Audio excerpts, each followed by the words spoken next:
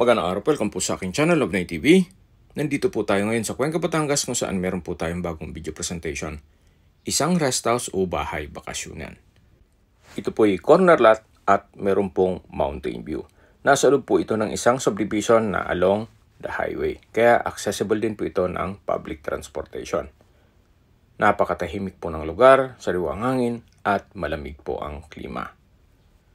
Tungkol naman po sa dokumento nito, ito po ay titulado at buhay po ang may-ari. Kaya wala po kayong maging problema sa documentation o sa transfer ng title.